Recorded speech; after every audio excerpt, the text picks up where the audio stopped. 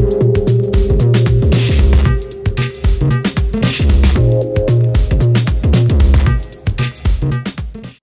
teman-teman semua, di video kali ini saya akan sharing 5 buku yang mengubah hidup saya. Nah, biasa banyak teman-teman yang nanya saya, buku apa sih yang sering pernah dibaca yang bisa mengubah hidup saya gitu ya. Nah, buku-buku ini lebih ke bersifat mindset gitu ya.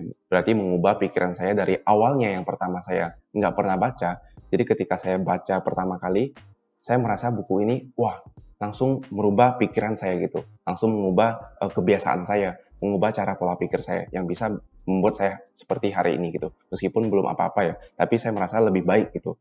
Saya semoga buku ini juga bisa menginspirasi teman-teman. Nah, yang pertama adalah The Secret, karangan Rhonda Byrne. Nah, buku ini menceritakan bahwa kekuatan hukum tarik-menarik.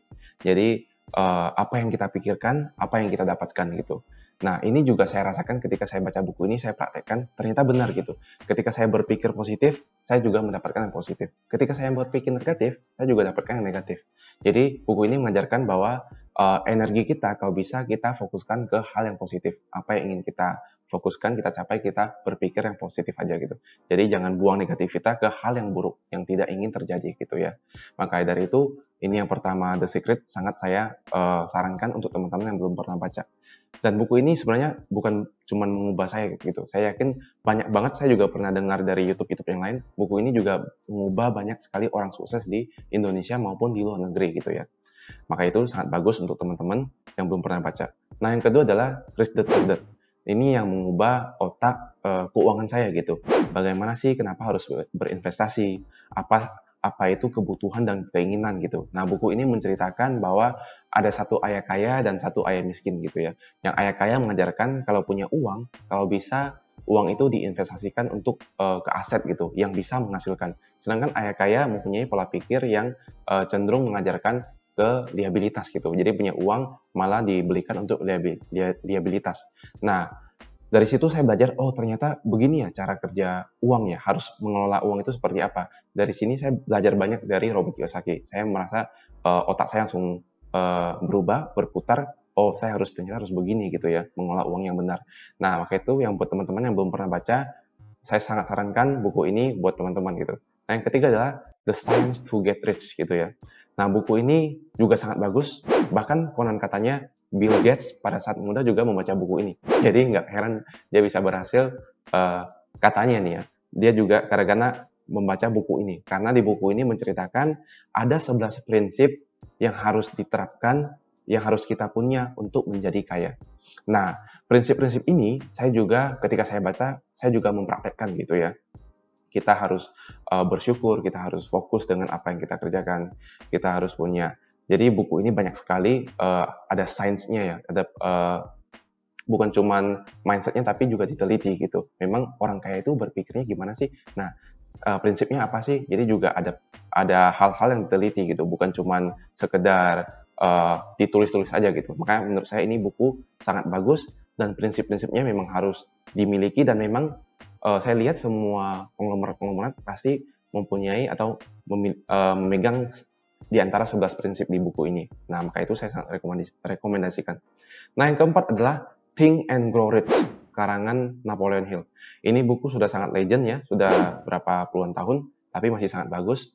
Nah, di buku ini menceritakan bahwa ada 13 langkah untuk menjadi kaya yang dibahas di buku ini. Nah, langkah-langkahnya apa? Nah, saya langsung sarankan untuk teman-teman baca, karena ketika saya baca buku ini juga, saya merasa saya mempraktikkan langkah-langkah ini dan langsung mengubah kehidupan saya gitu. Meskipun perlu waktu dan proses ya. Tidak langsung, tapi saya merasa ini sangat relate dengan kehidupan saya, perjalanan saya bisa sampai lebih baik itu. Nah, yang kelima adalah Money Master the Game, karangan Tony Robbins. Nah, kalau di buku ini menceritakan banyak sekali tokoh-tokoh yang mulainya dari nol, bahkan ada yang dari minus, bisa menjadi menjadi besar gitu ya. Nah, dulunya saya mikirnya kalau untuk menjadi orang kaya, untuk menjadi orang sukses itu harus yang sudah dari keluarga sukses. Ternyata ketika saya baca buku itu, saya merasa relate. Saya kan, mungkin teman-teman yang tahu, saya kan dari keluarga yang biasa-biasa saja. Dari background yang keluarga, bahkan yang bukan dari Jakarta gitu ya, dari kota kecil gitu. Saya merasa saya sangat susah untuk bisa bertumbuh. Ternyata ketika saya baca buku ini, ada yang lebih parah gitu. Nah, dari situ saya terinspirasi, wah ternyata semua orang berhak untuk bisa menjadi lebih baik lagi, untuk lebih sukses gitu ya. Tinggal apa sih yang mereka lakukan uh, untuk bisa menjadi lebih baik gitu ya.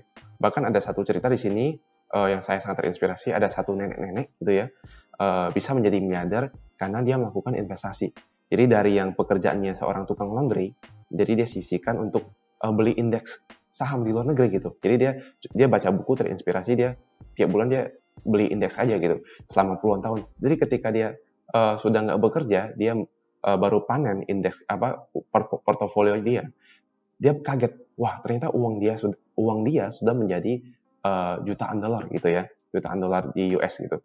Nah untuk itu menurut saya memang uh, semua orang jika melakukan hal tanpa level apapun, mau backgroundnya apapun, jika melakukan hal yang benar gitu, pasti bisa mencapai level yang lebih baik lagi gitu.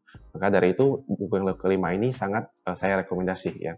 Mungkin 5 buku ini lebih mempengaruhi bagaimana cara kita berpikir ya.